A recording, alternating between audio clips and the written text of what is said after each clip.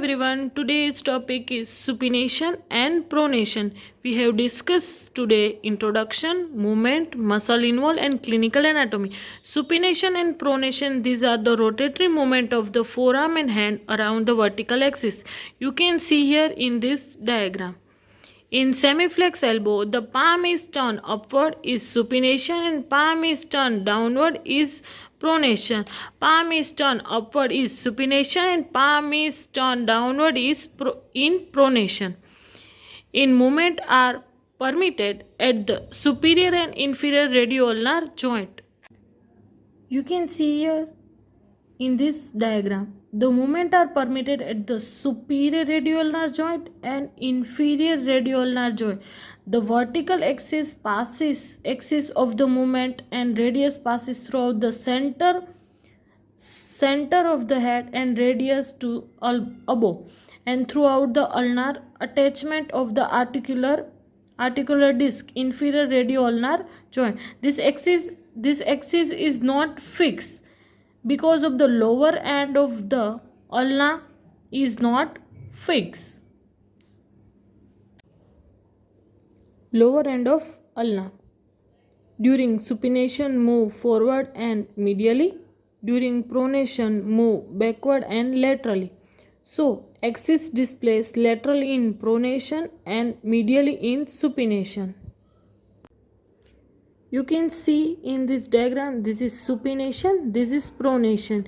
In supination, lower end of the ulna moves forward and medially, and pronation, the lower end of the ulna move backward and laterally. You can see in this diagram. Supination is more powerful than pronation because it is anti-gravity movement. Help in screwing object, tightening nuts and bolts. Morphologically, both the supination and pronation are involved in pricking and taking a food into the mouth. Around the 50 degree of supination and 50 degree of pronation are generally required to perform any of the routine activities. Muscle involved pronation chiefly by the pronator quadratus and aided by the pronator teres when it's rapid. Gravity help also. Supination supinator slow and elbow extended. Bicep brachii rapid and elbow flex. You can see the diagram and easily remember. This is supination, this is pronation. In supination, muscle involved bicep brachii, supinator and brachioradialis. Brachioradialis it's a supination to pronation in mid-prone position. This is a pronation. You can see here in pronation, pronator muscle involved pronator teres and pronator quadratus. This is also brachioradialis. Is pronation to supination in mid-prone position. You can see here the diagram and easily remember the muscle involved. Clinical anatomy. During supination, during pronation and pronation is not possible. During supination, ulna and radius are parallel. This is radius, this is ulna, parallel. During pronation, radius cross to ulna. This is radius, this is ulna, radius are cross. Pronation is not possible synostosis. It's a fusion of the head of the ulna and radius.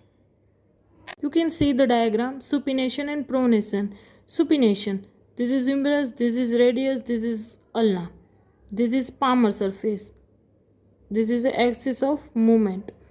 In supination, lower end of the ulna is moved forward and medially. In supination, muscle are involved supinator muscle and biceps brachii muscle.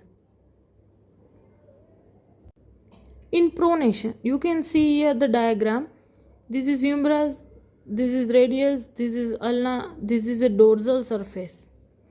In pronation, the head of the radius is pinned within the annular ligament and the radius with the heads come medially across the lower part of the ulna.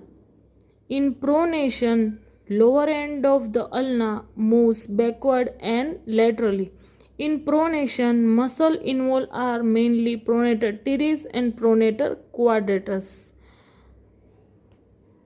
Thank Thank you everyone. If you like my video, please like, share and subscribe my channel.